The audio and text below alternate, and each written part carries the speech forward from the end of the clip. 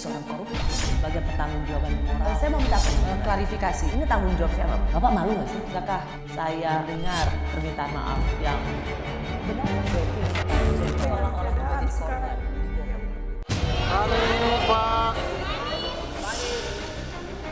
Ketika ditanya apakah saya sudah membicarakan apa tanggapan beliau misalnya pencalonan Bung Anies, kan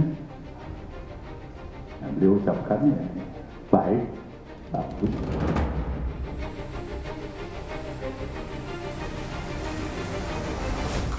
Menetapkan Saudara Ganjar Pranowo untuk ditingkatkan penugasannya sebagai calon Presiden Republik Indonesia dari Partai Demokrasi Indonesia Perjuangan. Prabowo, Prabowo, Prabowo. Saya menerima permohonan saudara untuk bersedia dicalonkan sebagai calon Presiden Republik Indonesia. Anies Baswedan, Ganjar Pranowo, dan Prabowo Subianto adalah 3 nama bakal capres yang semakin gencar berpromosi jelang 4 bulan masa pendaftaran peserta Pilpres 2024. Namun, baik Anies Baswedan, Ganjar Pranowo, hingga Prabowo Subianto hingga kini belum menentukan pilihan pendamping di Pilpres 2024. Bahkan, koalisi partai politik pengusung bakal capres justru rentan isu bubar jalan. Adalah Partai Nasdem, partai yang pertama kali mendeklarasikan bakal capres. Namun hingga kini masih bergeming, belum menentukan pilihan cawapres Anies Baswedan.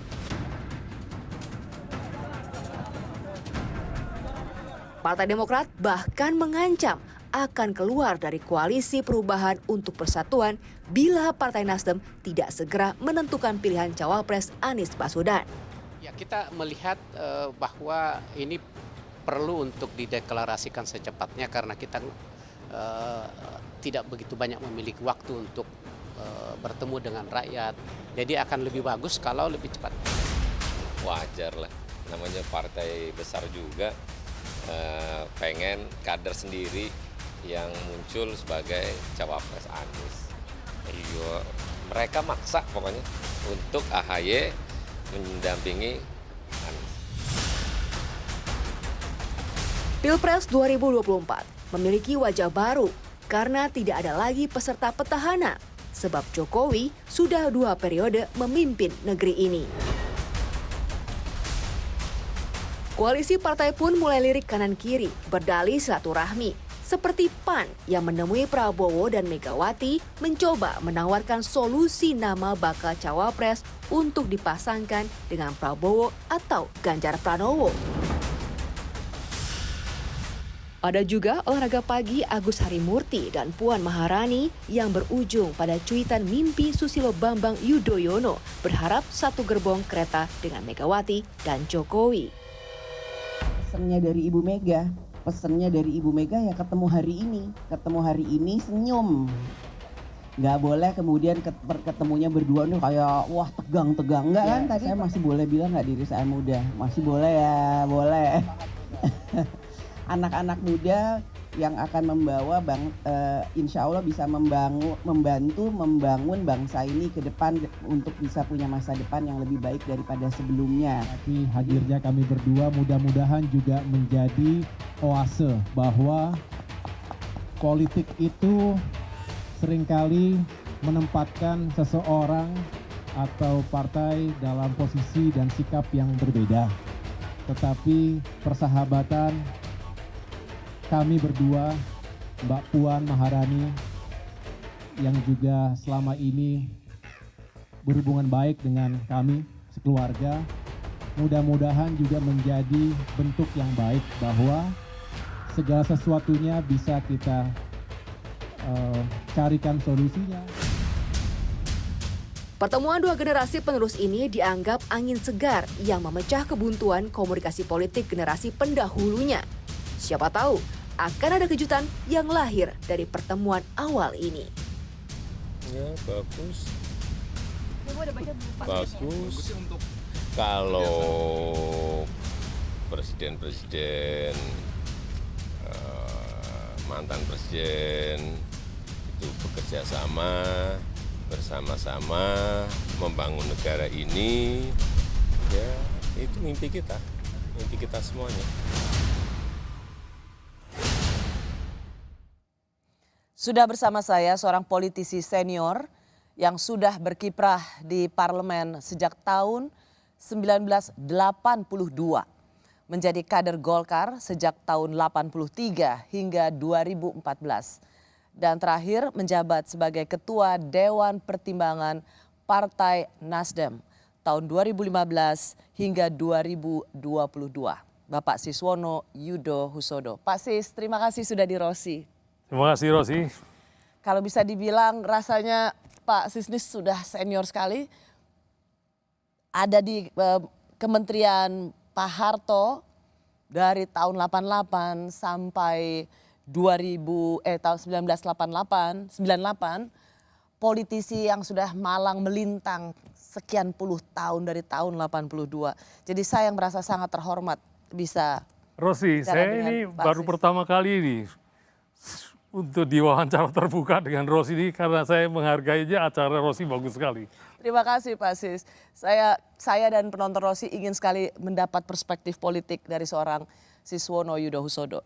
Saya mau masuk dulu ke Partai Nasdem. Partai terakhir hati seorang Pak Sis berlabuh. Saya mau klarifikasi bahwa Pak Sis itu sudah berhenti atau mengundurkan diri dari Partai Nasdem.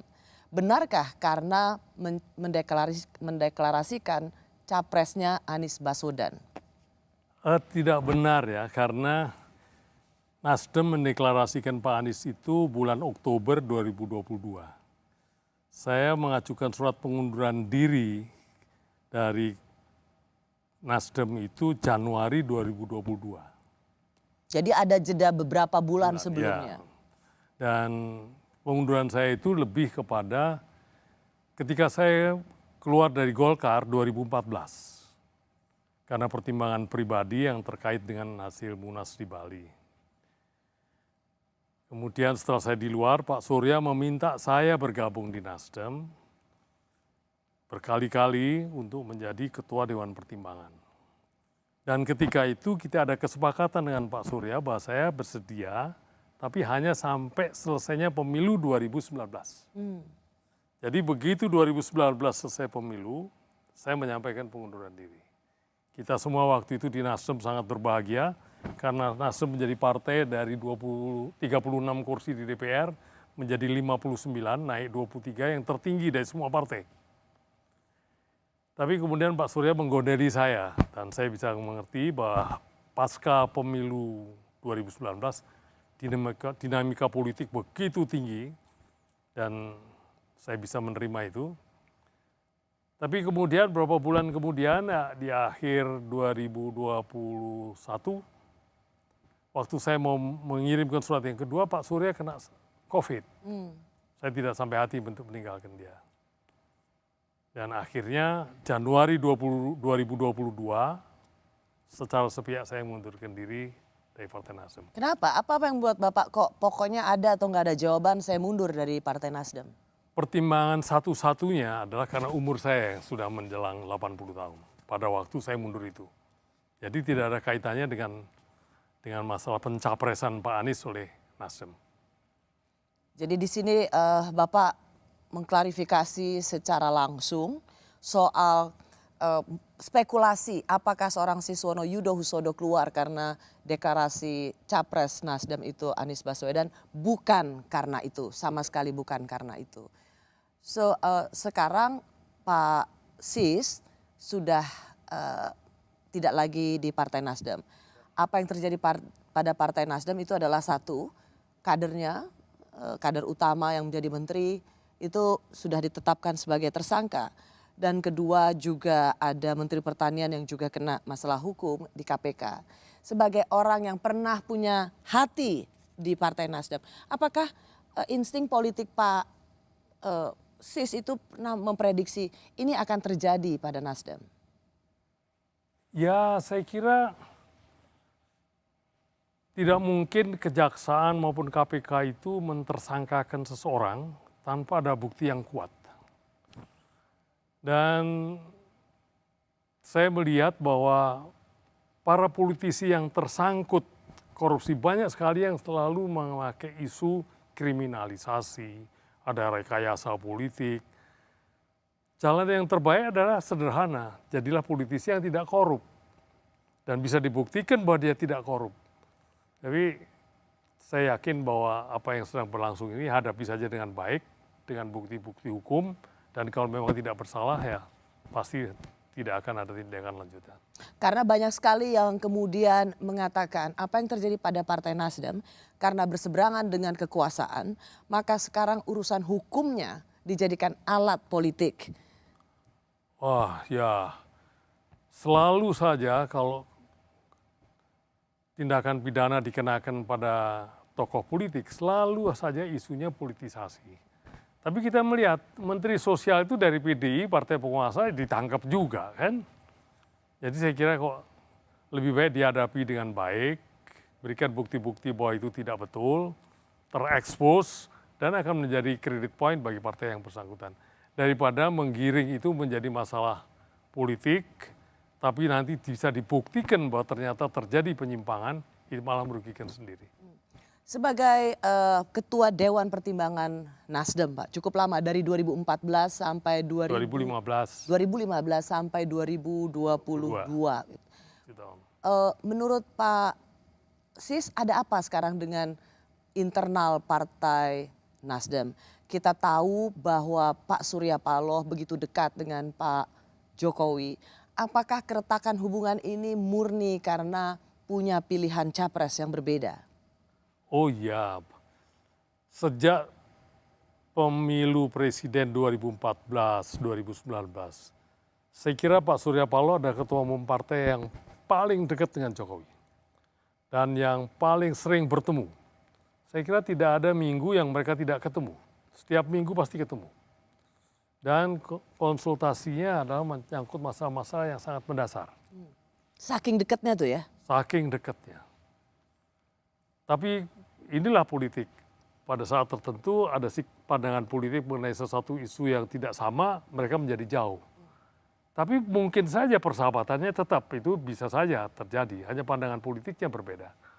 Dan sekarang memang nyata-nyata berbeda. Karena, tapi rasanya sorry Pak, dari 2014 ketika Partai Nasdem itu yang selalu diklaim oleh Pak Surya Paloh, 2014 itu Nasdem duluan loh yang betul-betul secara agresif mendorong Pak Jokowi menjadi calon presiden, bahkan lebih duluan dari PD Perjuangan. Jadi dari 2014 sampai 2023 ini sebenarnya bisa dibilang praktis tidak ada sedikit pun titik konflik di antara keduanya. Jadi pencapresan ini satu-satunya dan yang paling parah.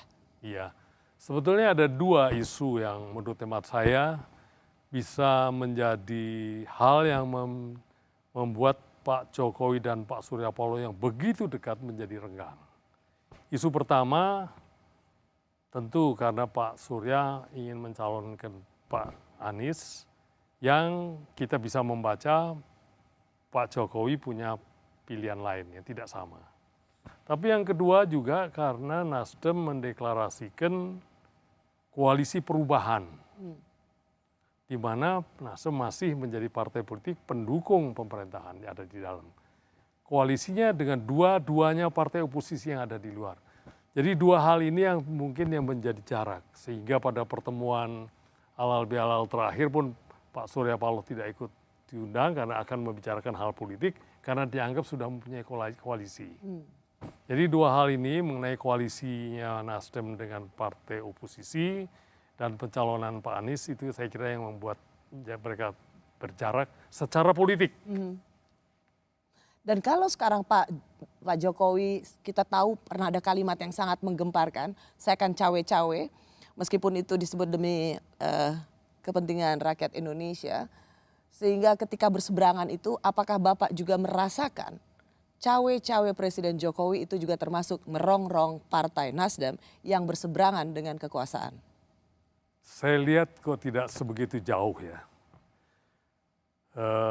Merongrongnya itu kalau tadi dikaitkan apa atau mengganggu konsolidasi internal Partai Nasdem?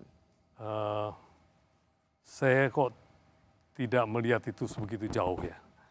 Jadi apa yang terjadi di Menko Info ataupun yang ditersangkakan kepada Menteri Pertanian, kalau itu dikaitkan dengan urusan politik, saya kira kok tidak sesederhana itu. Atau ingin menggagalkan bakal calon presiden dari 3 koalisi ini? Saya tidak melihat itu. Dalam arti kata, kita sama-sama mengenal presiden kita ini. Tidak mungkin dia melakukan langkah-langkah yang begitu ceroboh untuk ikut mencelakakan orang lain untuk demi kepentingan politik. Saya kira bahaya sekali bagi seorang presiden. Dan kejaksaan maupun KPK tidak mungkin memeriksa seseorang tanpa ada bukti-bukti awal. Jadi misalnya ada semacam prediksi politik, alarm, wake up call dari kelompok-kelompok yang menginginkan bahwa Pak Anies Baswedan tetap maju sebagai calon presiden dan mengatakan bahwa apa yang dilakukan oleh Presiden Jokowi adalah misalnya mendukung Pak Ganjar, mencadangkan Pak Prabowo, atau misalnya mendukung Pak Prabowo, mencadangkan Pak Ganjar dan menggagalkan Anies Baswedan. Apakah Pak Sis tidak melihat bahwa peringatan politik ini penting untuk diwaspadai? Saya kira saya berprasangka baik ya. 3 calon presiden ini, apakah Pak Anies, Pak Prabowo, Pak Ganjar itu punya niat baik untuk memajukan Indonesia. Dan masing-masing pendukungnya pun punya niat baik untuk memajukan Indonesia. Apakah koalisi perubahannya Nasdem, PKS dengan Demokrat, apakah Gerindra dengan PKB, ataukah PDI dengan P3, semua punya niat yang baik. Bahwa dalam perjalanannya kemudian ada yang tersandung, kenapa mesti dikaitkan ke situ? Sebab gak mungkin lah kalau Pak Jokowi sampai memerintahkan aparat hukum untuk terjun mencelakakan lawan politiknya, terlalu berbahaya, terlalu amat berbahaya. Jadi cara yang paling baik adalah politisi yang itu jangan korup sajalah, itu paling aman. Dan kalau sudah ditersangkakan, buktikan aja bahwa tidak. Sebagai orang yang sangat mengenal Pak Surya Paloh, saat ini sudah hampir katanya final, akhir Juli setelah Pak Anies pulang dari ibadah haji, itu akan dideklarasikan calon wakil presidennya. Dan sampai saat ini sudah hampir final, calon wakil presidennya adalah Mas Agus Yudhoyono. Apakah menurut Pak Sis ini juga menjadi bagian dari pilihan Pak Surya Paloh? Saya tidak yakin juga ya. Tidak yakin apa? Tidak yakin. Sebab tidak yakin apa Pak Sis? Tidak yakin bahwa itu pilihannya Pak Surya Paloh. Tidak yakin tidak bahwa yakin. Pilihan cawapres. Tidak yakin itu belum tentu benar ya. Tidak yakin deh. Karena tadi Anda menyebutkan apakah itu pilihannya Pak Surya Paloh. Bahwa itu pilihannya Demokrat saya yakin. Apakah itu pilihannya PKS saya setengah yakin. Tidak yakin juga. Jadi kalau ditanya apakah itu juga Surya Paloh, saya kira saya bisa mengatakan tidak 100% saya yakin. Tapi bahwa itu pilihannya Demokrat, ya. Tapi apakah itu nanti menjadi kesepakatan bertiga PKS dan Nasdem, bisa saja terjadi. Jadi kalau orang nggak yakin, masa itu bisa bisa menjadi koalisi yang mulus, Pak Sis? Ya. Bagaimanapun juga suara Pak Surya Paloh adalah suara Nasdem. Kalau ketua umumnya tidak legowo atau tidak ridho dengan pilihan itu, meskipun sudah ada prolog bahwa menyerahkan sepenuhnya pada pilihan baca pres Pak Anies Baswedan. Dalam politik itu pilihan-pilihan itu bisa pilihan optimal, itu yang kita senangi, itu yang kita pilih, tapi bisa juga setengah optimal kan. Jadi belum tentu juga 3 koalisi menyepakati satu nama dengan 100%. Bisa saja yang satu 100%, yang satu 50%, yang satu 30%. Tapi itu pilihan yang lebih baik dari pilihan yang lain. Pak Sis tidak percaya bahwa akan ada gangguan eksternal untuk menggagalkan Pak Anies Baswedan untuk menjadi baca pres 3 koalisi ini. Bapak tidak percaya. Tapi kalau mendengar dari penjelasan Bapak, saya ingin tanya lebih jelas lagi. Kalau secara internal, apakah 3 partai ini akan solid sampai pendaftaran capres di KPU? Bagi 3-3-nya pasti. Karena undang-undang kita mengatur Kalau ada partai yang Tapi tidak menurut Bapak secara internal, apakah ini memang akan solid sampai pendaftaran capres? bisa. Bisa solid, bisa tidak. Itu bukan That is politics. That is politics. Artinya Bapak sendiri masih belum yakin tiga-tiga ini secara internal bisa solid? Karena belum persyaratan untuk menyalonkan itu kan bukan hanya presidennya. Presidennya mereka bertiga udah solid. Wapresnya belum. Ya kita tunggu aja. Waktunya masih Saya kok beberapa mendapat bulan. kesan bahwa Pak Sis merasa bahwa karena cawapresnya nanti sudah ditunjuk seseorang, saat ini disebut Mas AHY, itu bisa membuat Nasdem mundur. Wah, saya nggak berani mengatakan itu. Pertama, memang saya tidak di struktural partai itu, ya, tidak kewenangan, itu kewenangannya partai. Dan partai mempunyai mekanismenya sendiri untuk memutuskan. Tapi sebagai orang yang mengenal Pak Surya Paloh, orang yang sudah berkiprah dalam politik sejak tahun 82. Ya, kita tunggu saja. Karena dalam politik itu bahkan hal yang semula tidak mungkin pun jadi mungkin. Kita lihat saja 2019. Akhirnya Wakil Presiden Pak Ma'ruf Amin, itu seminggu sebelum itu pun tidak ada orang membicarakan. Ternyata pada menit terakhir menjadi Pak Ma'ruf Amin. Jadi bisa saja ada deklarasi calon wakil presiden dalam waktu dekat, tapi pada saat pendaftaran di KPU bisa berubah. Bisa Belajar sekali, dari bisa apa yang sekali. terjadi pada Karena Pak yang Amin. sah adalah yang didaftarkan. Oke. Selain persoalan deklarasi pencapresan Anies, ada sejumlah faktor lain yang memicu keretakan di internal Partai Nasdem. Nasdem menganggap apa masalahnya dengan pencalonan seseorang warga negara Indonesia yang seutuhnya mempunyai hak politik untuk dicalonkan dan mencalonkan dirinya untuk dicalonkan. Apa yang salah? Siapa yang bilang berseberangan? Kalau berseberangan, kenapa ada yang namanya Gerindra berada dalam posisi pemerintah, PAN dalam posisi pemerintahan? Kalau diambil daripada starting awal koalisi pemerintahan itu, yang ada hanya siapa di sana? PDIP, Nasdem, itu pengusung-pengusung. Apa arti revolusi mental yang dikatakan oleh Presiden Jokowi? Ya kita membangun perubahan yang berarti dengan cara dan sistem berpikir kita.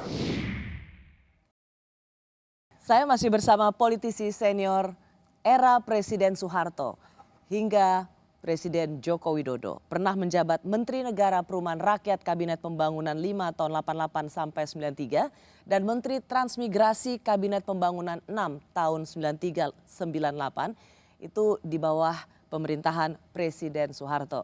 Dan terakhir ia menjabat sebagai Ketua Dewan Pertimbangan Partai Nasdem. Bapak Siswono Yudo Husodo.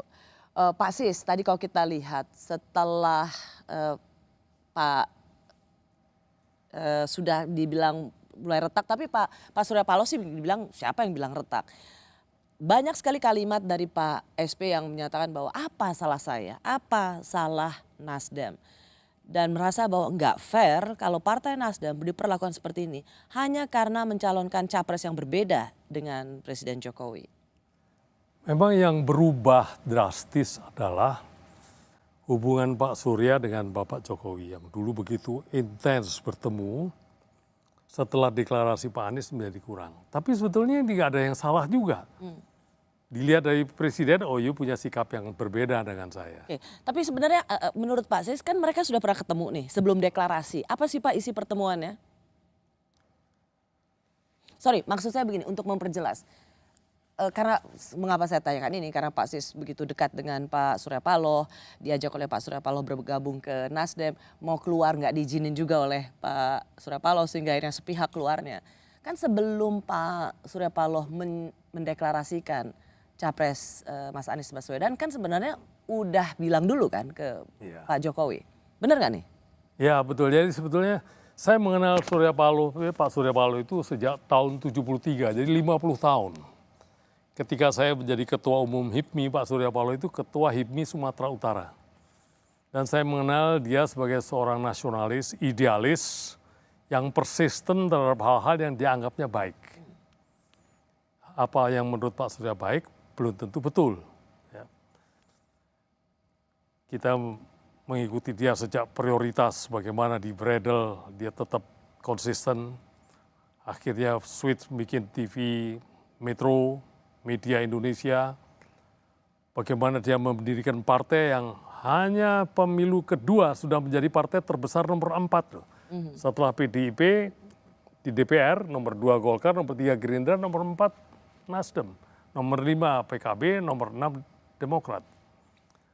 Jadi menurut hemat saya dia orang yang persisten terhadap apa yang dia perjuangkan. Nah, dia meyakini sesuatu yang seperti biasa dia bawakan dengan bersemangat. Termasuk kepada Bapak Presiden Dengan Jokowi. gayanya Pak SB yang kita tahu lah ya. Dengan kepada Pak Presiden Jokowi. Rupa-rupanya di sini tidak sepakat. Ini sebelum deklarasi ya Pak? Ya sebelum deklarasi. Tidak sepakat ini yang akhirnya jadi pilihan masing-masing. Dan itu biasa aja dalam politik. Tidak harus merusak pertemanan, tapi secara politik berbeda dan rakyat melihatnya berbeda. Saya menurut hemat saya hal yang biasa aja. Jadi sebenarnya saya mau minta klarifikasi dari Pak Sis, ini yang selalu banyak dikatakan orang. Sebenarnya Pak Surya Paloh sebelum mendeklarasikan itu bertemu dengan Pak Jokowi dan mengatakan keinginannya bahwa ada 3 nama capres, yaitu Pak Anies Baswedan, Pak Ganjar Pranowo, dan berikutnya adalah Pak Andika Perkasa, betul? Dan kemudian antara kedua tokoh ini Pak Presiden Jokowi bicara dengan Pak Surya Paloh, ada memang mensinyalir kenapa harus nama salah satu itu, betul? Ya intinya kemudian ada sikap pandangan politik Pak Jokowi dengan Pak Surya yang berbeda.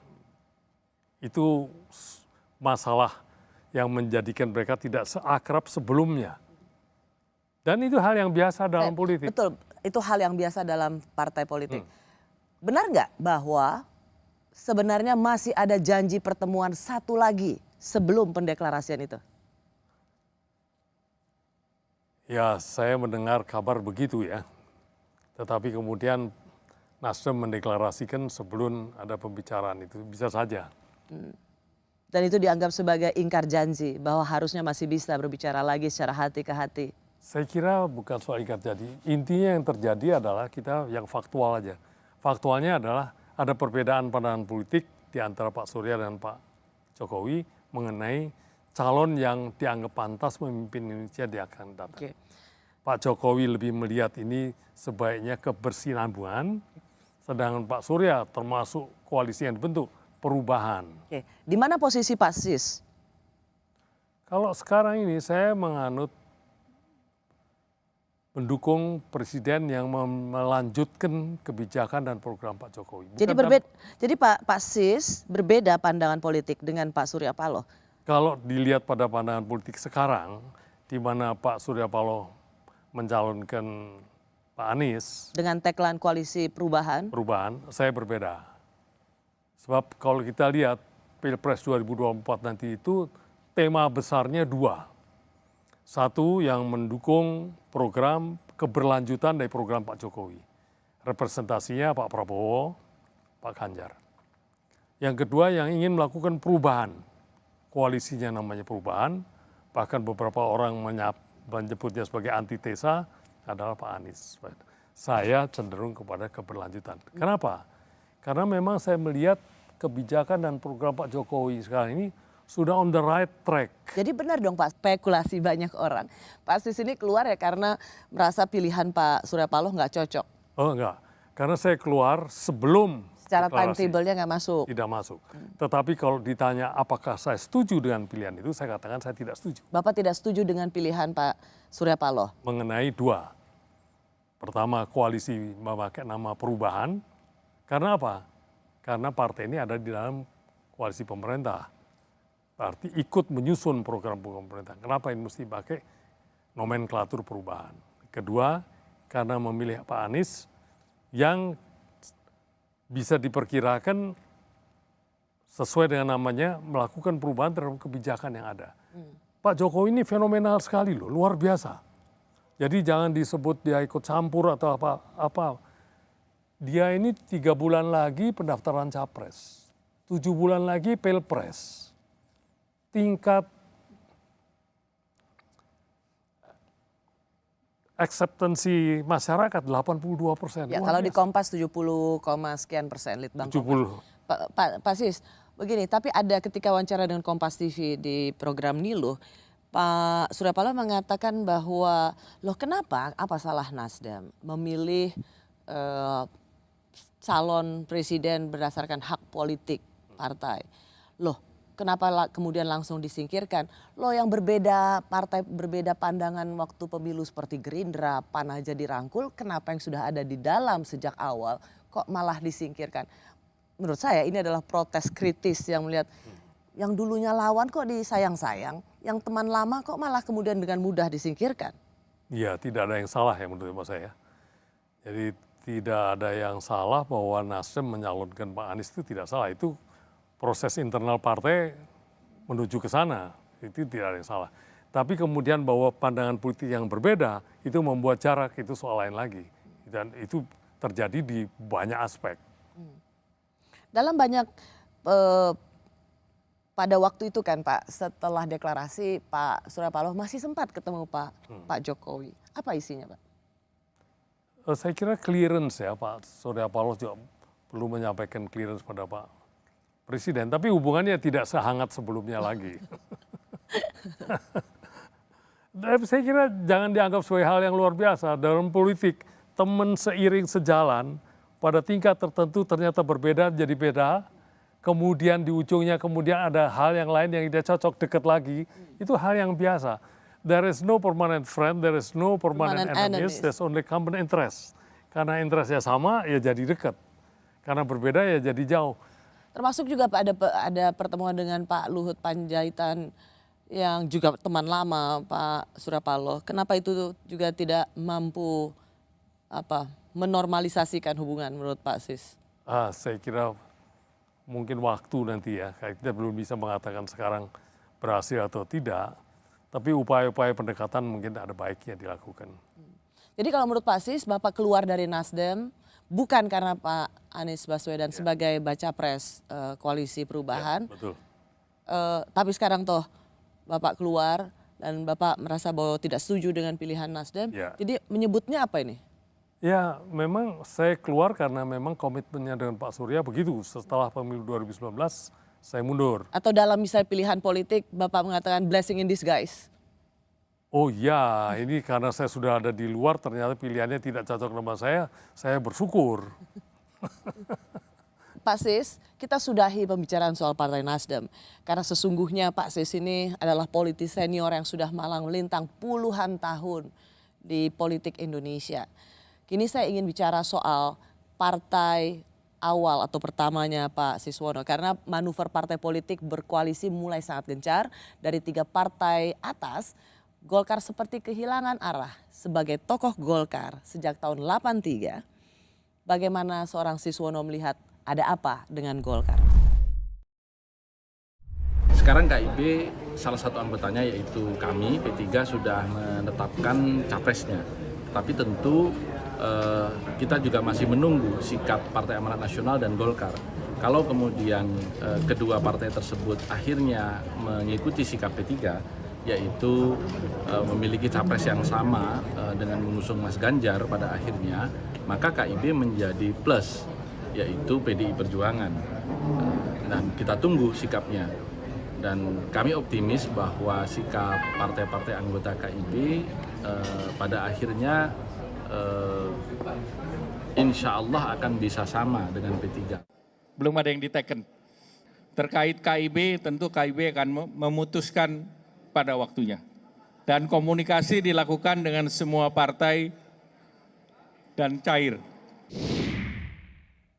Saya masih bersama politisi senior yang menjadi menteri di era Soeharto sejak tahun 88 hingga 98 dan kader Partai Golkar sejak tahun 83 hingga 2014, Pak Siswono Yudhosodo. Pak Sis, dulu Partai Golkar, PAN, lalu satu lagi P3 itu paling duluan mendeklarasikan koalisi. Di antara 3 partai ini, Golkar itu 3 teratas. Tapi justru sekarang partai teratas itu, 3 partai atas itu ditinggal oleh papan menengah. Apa yang terjadi pada rumah lama Bapak? Ya saya kira proses politik memang banyak orang menganggap harus cepat-cepat ya.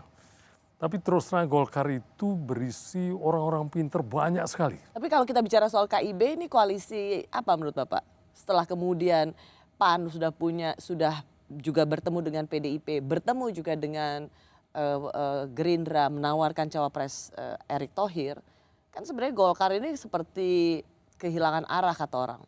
Iya, saya Jadi kira. KIB ini apa menurut Bapak? Saya kira itu suatu koalisi yang dibentuk dengan kesadaran yang baik dari ketiga-tiganya dan melalui proses politik yang matang. Tapi masih punya tenaga atau jadi koalisi produk gagal? Saya nggak berani mengatakan itu gagal karena belum selesai. Ini kan masih berproses. Bisa saja ternyata terjadi tiga-tiganya setuju dengan pilihan yang sudah dilakukan. Kan udah selesai urusannya.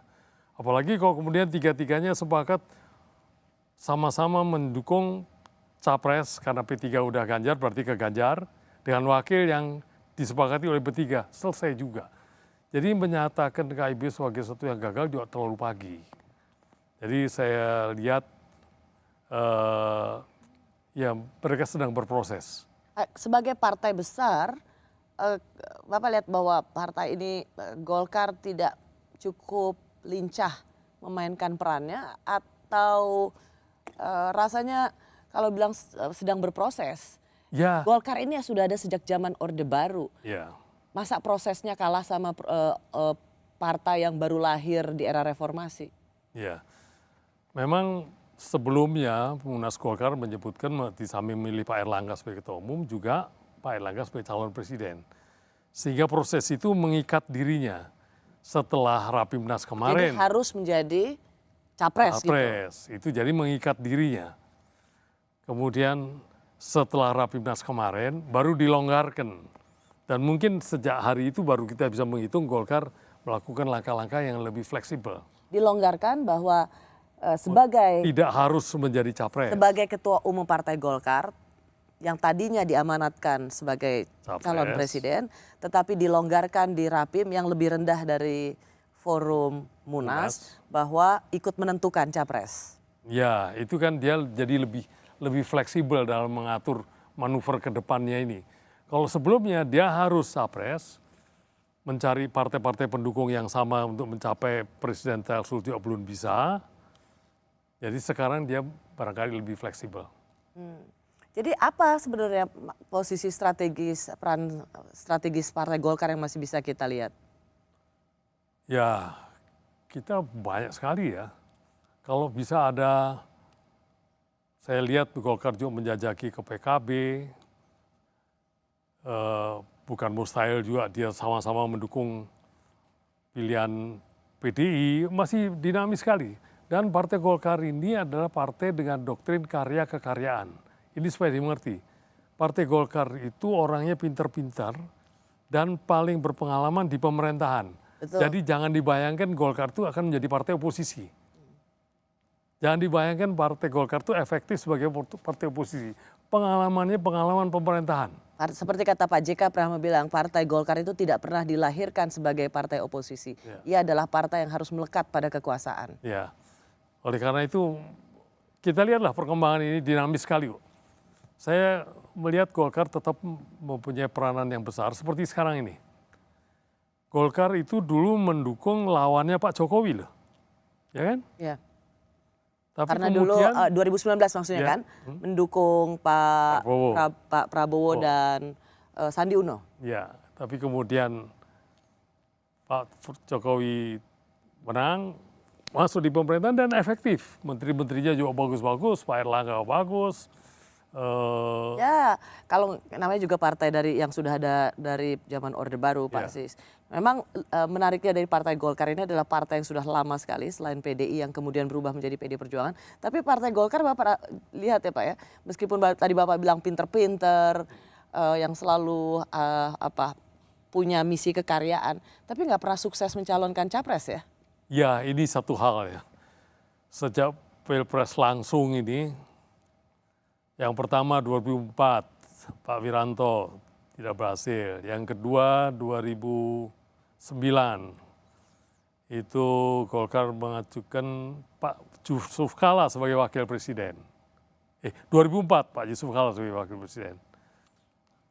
No, 2004 mencalonkan Pak Wiranto dari konvensi Partai Golkar. Ya, tidak berhasil. 2009 karena Pak SBY dan Pak JK berpisah, maka 2009 Pak JK sebagai capres dari Golkar, tapi kalah. 2014 Pak waktu itu melawan Pak Prabowo melawan Pak Hatta Rajasa. Ya. Di situ Golkar hanya pendukung. Dan terakhir yang seperti tadi kita bilang. Ya, memang itu saya kira jadi bahan pemikiran Golkar untuk mengajukan kader-kadernya yang potensial untuk menjadi kandidat presiden di tahun-tahun yang akan datang. Kayaknya sampai 2024 ini belum dapat ini. Tapi saya berharap pada waktunya bisa. Bapak nggak melihat ketum Partai Golkar Pak Erlangga ini menjadi cawapres salah satu, misalnya cawapresnya Pak Prabowo misalnya? Oh, sangat potensial. Pak dengan suara sebagai partai kekuatan nomor 2 di DPR, Pak Erlangga itu potensial untuk baik ke Pak Prabowo maupun ke Pak Ganjar. Tinggal lagi kesepakatan partai-partai yang lain juga kan? Meskipun ada kendala secara elektabilitas. Iya, betul. Itu satu, memang elektabilitas Pak Erlangga baik sebagai presiden, capres maupun sebagai cawapres rendah. Pak Sis, kita akan bicara juga soal apa yang terjadi dalam politik terakhir ini. Di mana ada soal pertemuan Mbak Puan Maharani dan Mas AHY yang kemudian menjadi mimpi Pak SBY, satu gerbong dengan Ibu Megawati dan Presiden Jokowi. Apa arti mimpi itu untuk seorang Siswono?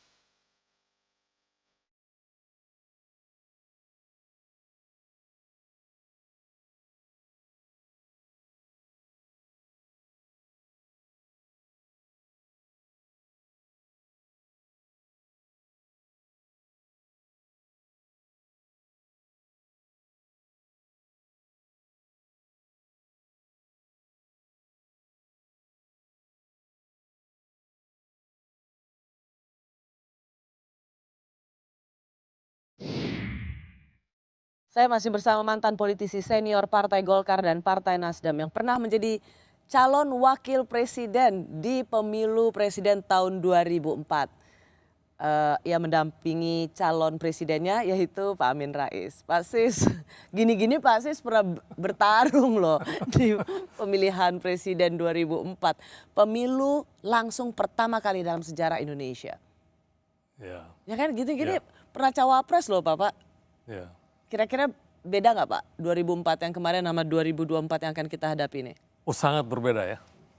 Pertama 2004 dulu belum ada presidensial threshold. Jadi semua bisa nyalonin ya Pak? Semua bisa nyalonkan. Dan sekarang presidensial threshold nggak main-main, 20% itu nggak gampang loh.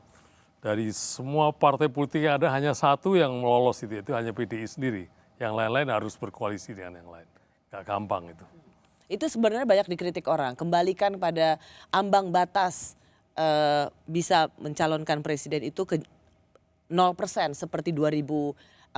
Jangan lagi diajukan tinggi ke 20%. Oh, saya nggak setuju. Saya pribadi ya, saya tidak mewakili siapa-siapa. Saya kira presidensial threshold yang tinggi itu diperlukan. Karena Tapi Pak, kalau Bapak justru mendukung sistem ambang batas pencalonan presiden itu 0%, tidak seperti yang sekarang 20%, tidakkah itu sebenarnya berlawanan dengan pengalaman yang Bapak lalui?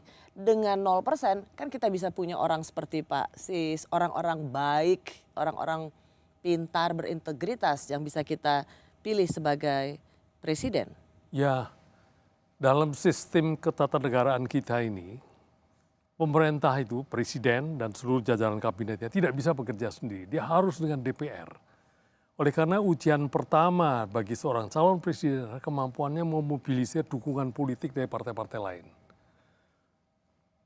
Kalau tidak, macet itu kerjaannya. Jadi persyaratan presidensial threshold yang cukup tinggi itu adalah untuk latihan bahwa setiap calon presiden dia sudah punya dasar dukungan politik dari partai yang cukup. Ya. Tambah lagi kedua, kalau 0% itu calon bisa banyak sekali, tidak efisien, tidak produktif. Dan intinya nanti kalau terpilih juga pasti harus menggandeng partai-partai yang lain. Ya. Oke Pak, jadi kalau melihat tadi sudah malang melintang di dunia politik, pernah ikut berlaga di Pilpres 2004, pemilihan presiden langsung waktu itu. Pak Sis ngelihat nggak bahwa di Pilpres ini akan merasa dejavu nggak? Atau melihat apa yang terjadi pada Indonesia ini seperti pada Filipina? Misalnya putra Presiden Marcos yang diturunkan dan kemudian exile, dan kemudian sekarang di antara 3 nama itu kita juga punya nama yang identik dengan Orde Baru. Sebagai tokoh yang juga besar di era Orde Baru, apakah Pak Sis merasa ini dejavu? Kondisi Indonesia tidak sama dengan Filipina. Kalau di suatu negara kondisi sosial ekonominya jelek, orang akan cenderung melihat masa lalu itu indah. Dan tokoh-tokoh yang mempunyai kaitan dengan masa lalu akan dengan mudah memenangkan. Karena itu Filipina memilih Bongbong, anak Marcos, karena kondisi situasinya jelek. Kurang jelek. Sehingga enak zamanku di zaman Marcos menjadi sebuah memori kolektif yang dirindukan. Dan bukan hanya itu, Bongbong juga samban. Bongbong itu seseorang yang sukses sudah jabatan sebelumnya sebagai senator. Jadi dia juga sudah punya nama. Dan saya tidak setuju kalau harus dilihat dari kondisi orang tuanya dulu ya, karena dia sendiri berhasil. Tapi Indonesia sekarang ini kondisi yang buktinya dengan tingkat dukungan masyarakat yang sampai menurut Kompas 70-an sekian persen, ada yang menyebut 82%, itu kondisinya tidak sama dengan di Filipina. Orang tidak melihat masa lalu sebagai sesuatu yang menjadi... Karena itu setiap partai politik, setiap capres atau di luar yang koalisi perubahan selalu ingin mengidentikan dengan Presiden Jokowi. Ya, semua calon presiden, semua calon wakil presiden mencoba mendapatkan restu dari presiden yang sangat terkenal ini, yang sangat didukung rakyat ini. Dan posisi Pak Prabowo yang menjadi bakal calon presiden lebih akan mengutamakan kampanye yang identik dengan keberlanjutan Presiden Jokowi daripada misalnya dulu ada tagline enak zamanku ya gitu dengan profil tokoh di zaman Orde Baru. Saya kira kalau dalam kampanye tagline enak zamanku toh kabar Pak Harto tetap efektif di lingkungan masyarakat tertentu yang memang mau tidak mau kita harus terima kenyataan. Pendukung Pak Harto itu juga banyak, walaupun tentu mayoritasnya tidak ya. Buktinya partai-partai yang terkait dengan keluarga Pak Harto juga tidak memenangkan pemilu, bahkan tidak bisa masuk ke DPR kan.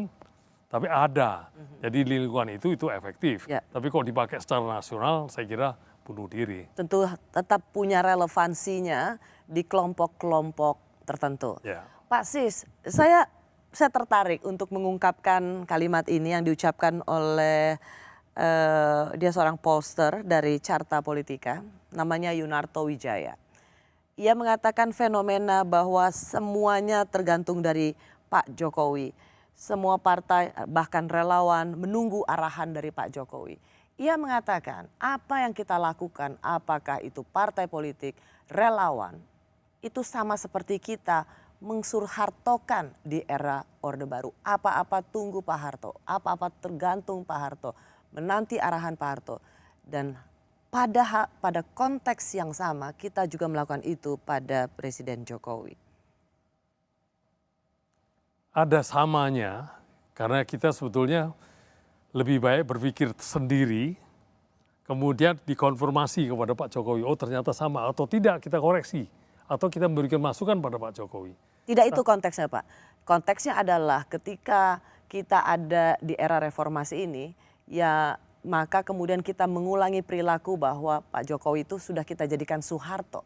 Mensuhartokan Pak Jokowi yang artinya apa-apa pokoknya menunggu arahan Pak Jokowi, termasuk soal pencapresan ini, termasuk dengan segala hal. Itu saya ingin meraise ini karena Bapak juga tokoh di Orde Baru, karena seorang Yunarto Wijaya, Polster, Carta Politika mengatakan kita sedang mensuhartokan Presiden Jokowi. Mensuhartokan Pak Jokowi. Tidak semuanya Pak Harto itu juga jelek. Ya. Dia buktinya membawa pertumbuhan ekonomi di Indonesia yang sangat tinggi selama 32 tahun. Dan untuk konteks itu orang bertanya pada Soeharto tidak salah. Sekarang Pak Jokowi mencapai keberhasilan yang luar biasa. Harga minyak satu harga seluruh Indonesia. Berani membubarkan Petral yang tidak bisa dilakukan oleh presiden sebelumnya. Berani melarang hadirnya HTI, FPI, sesuatu yang juga tidak gampang dilakukan pada era sebelumnya. Mensyaratkan tambang-tambang harus smelter di sini. Menguasai blok Rokan, blok Mahakam yang tadinya tidak bisa dilakukan oleh yang lain. Modernisasi alutsista TNI yang luar biasa sekarang ini dengan sekaligus memberdayakan industri dalam negeri. Sampai senjata serbu dari produksi Pindad itu tidak kalah dari produksi Eropa maupun Amerika. Jadi saya tidak ingin dalam kondisi begitu orang sedikit-sedikit nanya ke Pak Jokowi menurut saya wajar. Bukan karena mengkultuskan dia, buktinya dia tidak mau maju lagi. Itu kan, dan rakyat setuju juga bahwa cukup 2 kali. Saya kira berbeda konteksnya dengan masa lalu. Atau memang karena pada waktu itu ada persamaan yang identik, yaitu sama-sama berkuasa full. Ya, mungkin karena ini penguasa dan memang banyak sekali orang yang begitu. Pertama yang bersikap feodal, wah semuanya ke atas, tanya dulu lah. Kan begitu polanya. Tapi bisa juga karena kekaguman. Wah ini hebat nih, saya tanya dulu sama dia. Bisa juga itu. Jadi Bapak tidak melihat ada sesuatu yang harus dikoreksi ketika para kepala partai politik sampai bilang kepalanya aja dikasih untuk Pak Jokowi. Atau semua relawan seolah-olah tunduk pada apa yang menjadi arahan Pak Jokowi. Tidak ada yang harus dikoreksi dari perilaku politik seperti itu.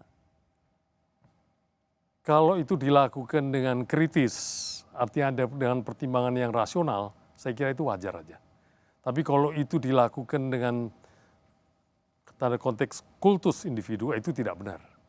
Dan saya kira dengan Pak Jokowi yang sangat egaliter ini, tidak ada itu, kultus itu tidak ada. Orang bertanya kepada dia karena melihat ya dia orang baik. Pak Sis, tahun ini maaf, usia berapa Pak Sis? 80, saya masuk 80 tahun ini. Dua, panjang umur dan selalu sehat. Amin, so amin. kalau dilihat dari pemilu, udah berapa kali pemilu Bapak? Oh saya hadir di pemilu 55 sebagai anak-anak ikut kampanye. Gak boleh. Waktu itu Bapak kampanye apa? 55? Bapak saya PNI, tapi depan saya rumahnya Kiai Irfan NU. Saya kampanye untuk NU sama PNI. Besarnya aktif sebagai GMNI. Mahasiswa. Kalau Pak SBY bisa bermimpi dan ternyata ini mimpi beneran. Melihat bersama Pak Jokowi, terutama Ibu Mega dalam satu gerbong yang sama. Ada yang ke Solo, ada yang ke Blitar, itu ada yang ke Pacitan, tapi jalannya dalam gerbong yang sama. Menurut Pak Sis, sesungguhnya apa arti mimpi bernuansa politiknya Pak SBY ini? Untuk bersama Bu Mega? Satu gerbong? Saya kira positif sekali. Positif sekali. Dari kesan bahwa Bu Mega dengan Pak Jokowi tidak bisa bertemu itu jadi hilang. Dan sama-sama mantan presiden, itu memang setelah selesai dua-duanya, kenapa tidak mesti harus dekat. Saya kira hal yang positif. Dan satu hal sebenarnya yang ingin kita saksikan adalah dalam setiap 17 Agustus, pelantikan presiden yang mana baru, wajah baru tahun 2024 ini hampir semua, bukan hampir, semua mantan presiden bisa ikut hadir. Karena memang sebentar lagi tahun depan, tahun 2025, Pak Jokowi kalau ikut perayaan 17 Agustus sudah sebagai mantan presiden. Kita berharap 17 Agustus 2025 atau 20 Oktober 2024 itu. Dan sudah di IKN mungkin ya. Semua mantan presiden bisa hadir, semua wakil presiden Indonesia sudah bisa hadir. Karena kalau tokoh-tokoh bangsa itu bisa bersama, itu seperti kata Pak Jokowi, itu adalah impian kita semua. Pak Sis, terima kasih banyak. Sama-sama, Rosi. Semoga selalu sehat dan kita harus ketemu lagi melihat siapa yang nanti didaftarkan di KPU. Dengan senang hati. Terima kasih Pak Sis. Terima kasih. Terima kasih bagi Anda yang juga sudah menyaksikan Rosi. Saya Rosiana Silalahi, tetaplah di Kompas TV, independen, terpercaya.